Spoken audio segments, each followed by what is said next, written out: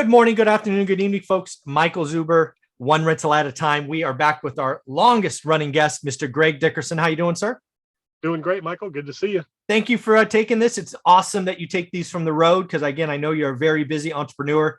So giving us an hour on Mondays is greatly appreciated. Yeah, absolutely, man. I enjoy the conversations, and I replay these on the weekends for my channel. So Awesome. I think everybody gets really good content out of it. Very cool. Well, hey, one of the things that I guess I did a video on the other day, it really hints at one of the few things that you and I disagree on, or at least we disagree on the impact or maybe the effect. And that is, at what point will interest rates, the rise in interest rates, hurt home values? Right. I think I did a video last week that kind of may have made it sound like I don't think it has ever impacted. But I think we should talk about that because I think you're on record as saying, hey, we get to 4% on the 30-year. Prices could fall 10%. That kind of 1% rise, 10% value fall. Am I summarizing your thoughts? Yeah, a little bit, especially right now. But I watched that video because the conversation with you and the other gentleman was more on the lines of rates do not affect values at all, maybe only volume of transaction and sales. So that's what I got from it, was that you guys were saying that the rates did not affect the values at all, like ever. And then, going back into the history, that was sort of true through the 60s and the 70s that you've been researching lately. Home values continue to rise, even as rates were going up and coming down and things like that. But as we saw 08, 09 and the years afterwards, rates absolutely, decimated prices. I think the real question is, and there's a lot of research out there, are interest rates and values directly correlated or inversely correlated? So as one goes up, the other goes down. So in this arena, so in commercial real estate, absolutely. It's all about net operating income. So the higher the interest rates, the higher the lower cap price is going to be, right? Yeah, the higher the cap, the lower the value. Yep. Right. So so there's a direct inverse relationship for income producing property. So let's talk about single family residential that you live in. And the 70s and early 80s were a very different time in terms of incomes to values of property and the payments that you could afford. In this day and age, and since 2008 and 9 leading up to the great financial crisis, the values of real estate have been directly inversely related to two things. One, the ability to borrow the money. Two, the interest rates on that money, because it's all about the payment, like you and I have talked about lately. And that's where I get into that, in the last number of years, as rates have gotten down sub 5%, sub 4%, now sub 3%, that really affects the value of what somebody can pay for a property. It doesn't necessarily change the value of the property. It affects what somebody can pay, which affects demand, which affects inventory, which ultimately affects the value. Yeah. So I think there's a couple of things I just want to clear up. So I've done a lot of research on the 70s, and I think there's actually three variables. In my world, in residential real estate, because commercial, absolutely right. Higher rates, higher cap rates, lower value. Very simple.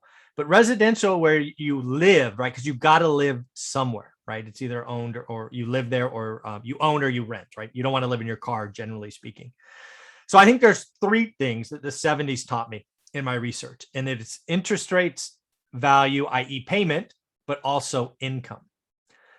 So I think there's three things that I don't think there is a direct correlation of directly just, rise in interest rates and, hurts, rises payment unless people buy. I think there is that third variable of income. And right now, I think we are in an income inflationary period. In fact, I think in the episode 3, we'll talk more about that. But that's the thing. If rates rise at a slower pace than incomes go up, will not affect values, just won't.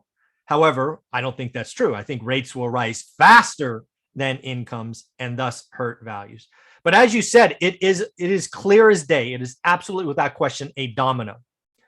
Interest rates rise, less people get yes answers, inventory builds, the motivated sellers reduce prices and can impact values. But also remember, most sellers don't have to sell. That's another thing that we learned as rates doubled, transactions were cut in half. A lot of people don't have to move, right? There are very few people, right? Death, divorce, job transfer, right? You don't have to sell, right? You want to sell your 1950s, you think it's worth 200, but nobody will give you 200. You just take it off the market. So without question, transactions will reduce.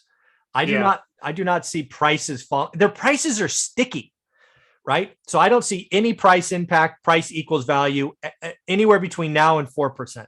If it races past 4 and we get to 5 without the adjustment in wages as fast, that could hurt value. So that's what I think. Did that make sense?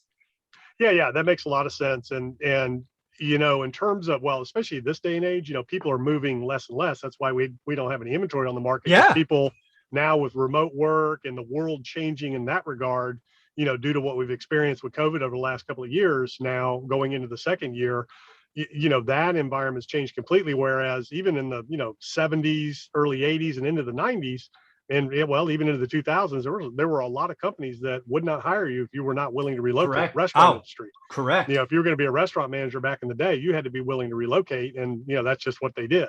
Mm-hmm. Nowadays people are demanding more flexibility, no requirements to have to go to an office. People don't have to move. So it's becoming, an interesting real estate market from that standpoint, in terms of, like you said, in the market that I grew up in the Outer Banks. I mean, that was the most unmotivated sellers market there is, because they were great income properties. Yeah. And people were like, hey, if you'll give me what I want, I'll sell it. But, if I'm not going to get a huge number, I'm not going to sell. Mm-hmm. Exactly. So again, I think real estate moves a lot slower. I don't think there's an immediate one-to-one. I know there's a rule of thumb often talked about: 1% rise in interest rates will cause a 10% crash in real estate values. I don't see it. I mean, I looked at the numbers. I get where that rule comes from. I think that only applies in my world is if we move from 4 to 5. I think any movement from 3 to 4 is simply the Fed getting out of the market. It was artificially low, lifetime low. And again, I think incomes are going up enough to adjust from 3 to 4.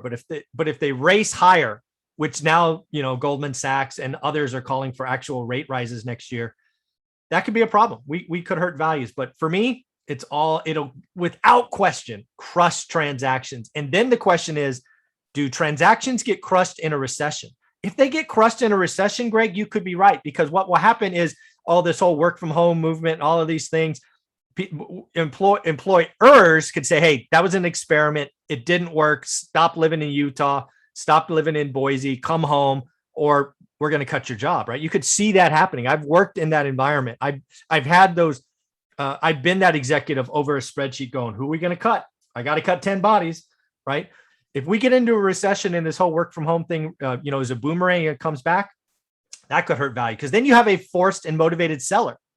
But we're years away from that possibility, I think.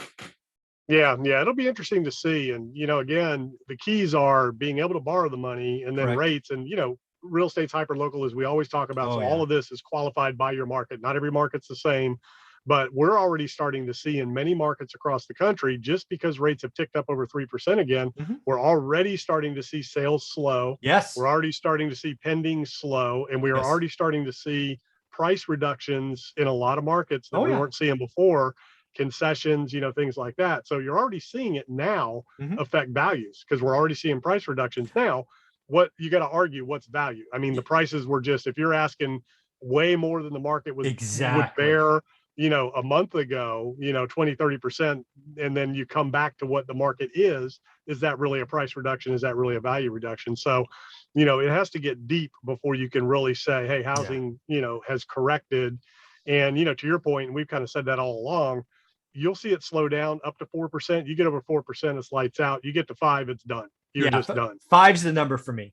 I think between here and 4 is nothing. Because again, between here and 4, less people can get a yes answer, no question. But we have an inventory problem. If we just take demand from double inventory and it goes to 150%, it doesn't matter. You go from 200% to 100%. Now, I think above 4, certainly 5's the number for me. Yeah. And that's the key. So everybody watching, watch interest rates, watch inventory levels, watch pending sales, and watch what houses close for based on what the asking price was, that little gap. And that'll give you an indication of what's going on. If all of a sudden you see for sale signs popping up everywhere, you got a problem. Yeah. For me, the other thing I would tell you to watch is we will have another recession. The business cycle is undefeated. We have expansions and recessions all the time. If we head into a recession, which is actually something I'm starting to see around the corner, that could get very interesting. A recession, higher unemployment, Maybe you have less wage pressure, then rising rates make it less affordable. Then you have price drops, and maybe you have boomeranging, work from home. So lots of stuff to watch, man. It's exciting times. But yeah, that's what I think. Did that help clear up that video? Yeah, we're on the same page. Yeah, I thought so. Yeah, it's 5's the number, man. And again, for me, it's how fast, right? If we got to 5% by say like 2027, probably not an issue because we've had 7 years of wage inflation. We got to 5% by July. It's just not good. Yeah, it'll be interesting to see how quickly they raise rates. And, I thought they were going to have to do something this year. And I know a lot of people are calling for them to do something this year, but the year's almost up. Yeah. We're going into the holidays. I'm not sure the Fed wants to pull the rug out from anybody right now. Yeah. So I think they're going to wait till next year. We're definitely going to see, a little bit of a taper announced at the November, meeting, but that's really insignificant compared to what it'll be like $5 or $10 billion out of 120. It's a drop in the bucket. So rates are the key. Everybody is seeing that across the board in the financial markets. They understand the danger that this low rate environment has caused and the problems that it's continuing to cause. And you just got to rip the Band-Aid off at some point. Oh, I totally agree. Yeah. The Fed, don't bet against the Fed. The Fed came in and rescued the market. They rained money on everyone. And now we're kind of paying the price. So they got to get out of the market. I've equated it to a party, right? Like a New Year's Eve party. We are past midnight. The people, it's like 2 a.m. and like the DJ's trying to go home and people are still pouring drinks. Like the people that are left, they are hammered. And we just got to, turn the lights off and, get back to normal. Very cool, Greg. Well, how can people find you and get part of your world? Yeah, gregdickerson.com. All my info is there. YouTube, podcast. Go check it out. Thank you, buddy.